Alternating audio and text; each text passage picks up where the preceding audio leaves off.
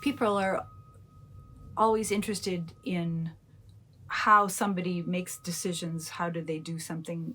Why did I come to Germany? How did I start playing flute? All this. I think apart from the details that my third grade teacher played the flute and she was pretty and I wanted to play the flute. And I came to Germany because I had a friend studying there and all that. The point was that basically I followed things that interested me. And that led me to a very roundabout path, which makes it really difficult for interviewers who want a concise, I did this, and here I am. My life was nothing like that. I didn't set out to be a soloist. I set out to be a good musician, play with chamber music and see what happens. And suddenly, not suddenly, all around this winding road. But I think what one could take away from that is that you can actually carve your own path. And I think everybody should follow what they're interested in. And that works. At least it's worked for me. And I think if it works for one person, it's possible to work for others. So it doesn't have to just be a given path.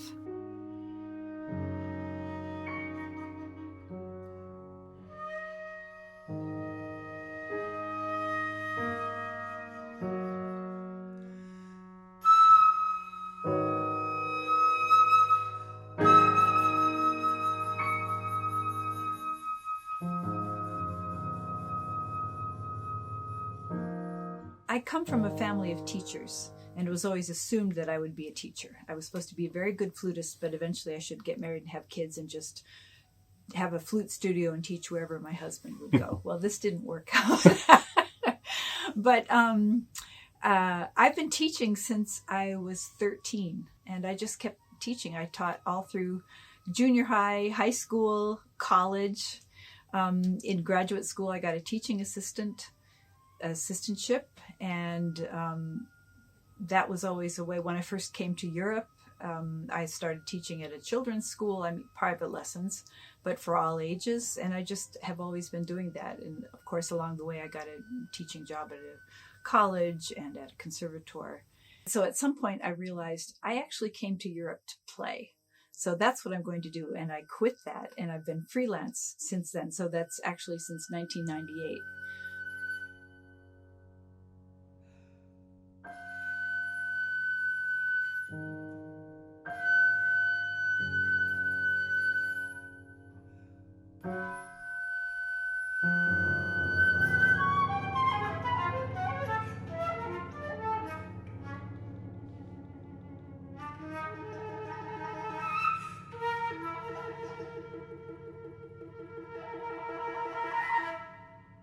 In the 60s and the 50s, there was a lot of experimenting, like what can we do on the flute, and that was one of the things. So, well, the reason, there are a number of reasons to explore these things, not just for fun and to drive your band director crazy, but, well, the reason I got into it is because at some point you've done all the repertoire. We don't have, when I was growing up, we didn't have so many things. We had Mozart and the Baroque things and Ibert and these concertos, and then like what?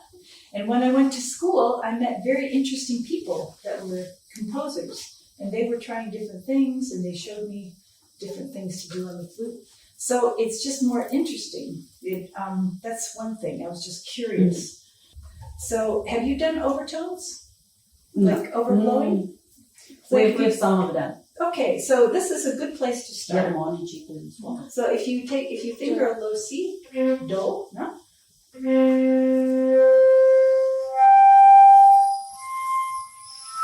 Try this together.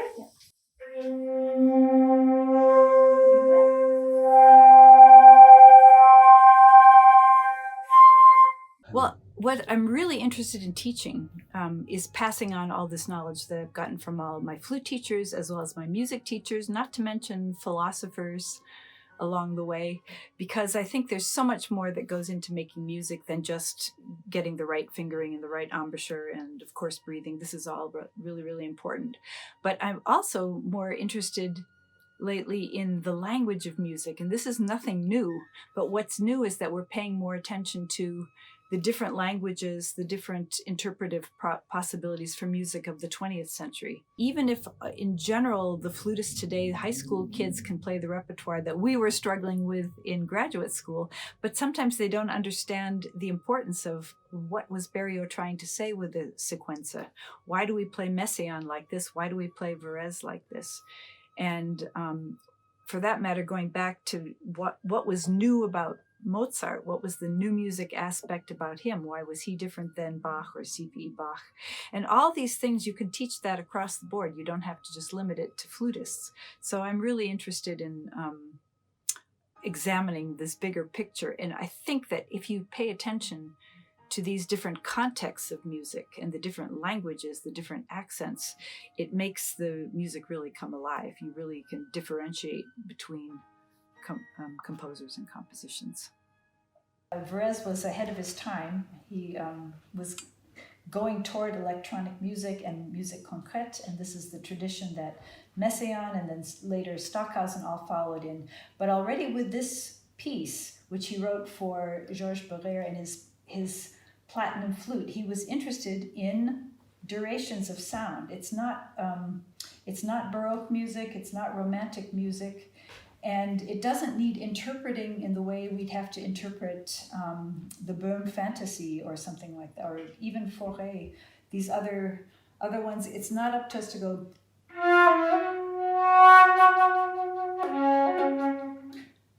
We don't have to add to it. He's been very, very exact about the duration, about the dynamics.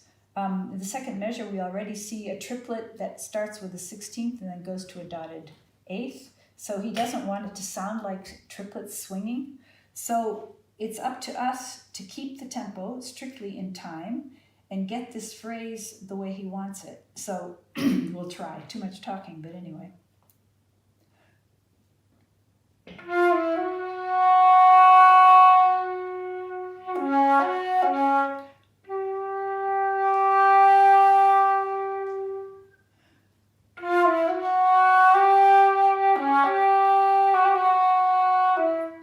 Etc. People argue whether you should have vibrato or not vibrato. There are recordings around with vibrato, but even then, I think it shouldn't distract from the notes. So if you have vibrato,